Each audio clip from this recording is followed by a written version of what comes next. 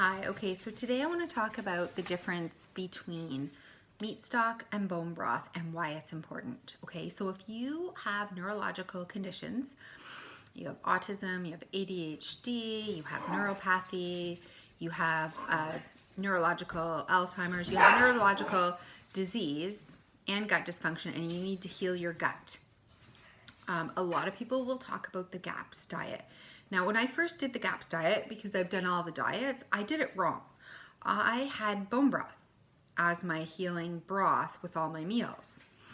But I didn't realize at the time the important distinction between meat stock and bone broth. And I was meant to be using meat stock. And I'll tell you the difference. Sorry, my dogs are having a little play around the around the living room. Okay, so what's important is that bone broth is all your bones, right? From a chicken or from meat or from whatever, and you get it and you put it in your big soup bowl or your Instant Pot or whatever, and you make bone broth. There's maybe a little bit of meat on it, but it's mostly bones, right? Whether it's from red meat animals or chicken or duck or whatever. And you simmer it for a long period of time.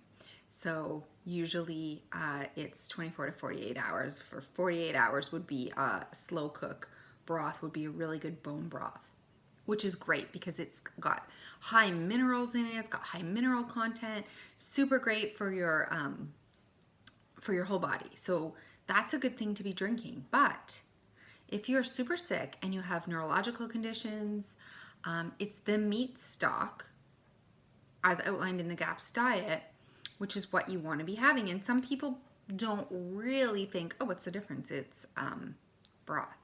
But there's a huge, and bone broth seems to be so popular now. There's bone broth powders, bone broth protein bars, bone broth capsules, bone broth, everything. But, okay, some of the problems with the bone broth is that cooked over a long period of time, you can get something called glutamate in the bone broth. Bone broth is high in glutamate, and glutamate is an excitotoxin. So this is not something that you want to be having if you have neurological conditions, and because you don't want to have a neurotoxin or a excitotoxin in your brain, which is very similar to MSG. Now, glutamate is the natural form and is healthy for you, but MSG can also trigger neurological disorders and seizures and problems. If you have neurological conditions or any kind of neuropathy or autism or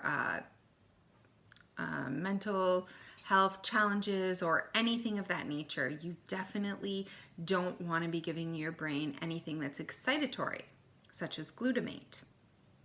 So, if you have the meat stock, it's a bunch of meat. So if you cook a pot roast, or you cook your fish, or you cook your meat or whatever, it's the water, you put water in the bottom of your pot and you cook it, and it's probably a couple of hours at most, 1 to 2 hours.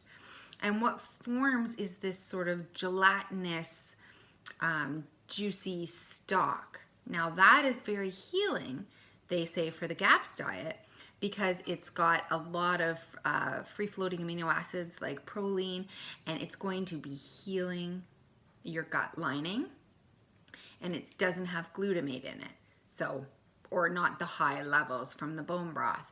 So it's got glycine, which is super important for gut healing.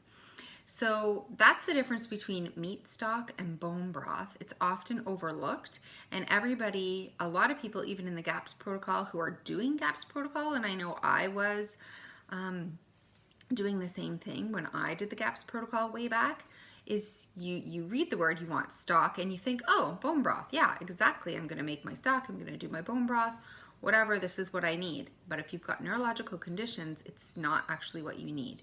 You definitely want meat stock. So it's that gelatinous stuff that's cooked with your meat. It's with your roasts and with your turkeys and with everything. And it's all that bottom. So you can put quite a bit of water in so that you get a lot of broth, or the stock, or whatever they would call it. And that's what you want to use and drink with your meat. It's like the drippings from the meat. Again, whether it's chicken or turkey or lamb or beef or bison or whatever, it's still the same thing, and you want to vary it around. And that's what you're really looking for, right? Because it's full of glycine, it's got amino acids and proline, it's got wonderful things for your gut healing. So again, you want to be cautious of bone broth with neurological conditions, but you are working your way up to that. You do want to get all the minerals and the wonderful properties out of the bone broth, but the meat stock is very important to have with your meat, and the drippings, and it's the juices, and it's just full of properties that will heal your gut, which is what we're looking for without setting off any kind of neurotransmitters in your brain that are excitatory. Okay, so I hope this has been helpful. I hope you understand the difference and why it's important, and what the differences are, and when to use bone broth and when to use meat stock.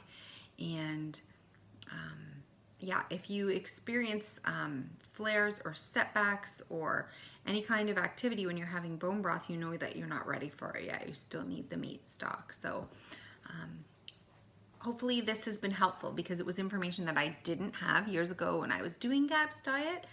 And I've often gravitate to bone broth because it's so popular and there's so many benefits to it.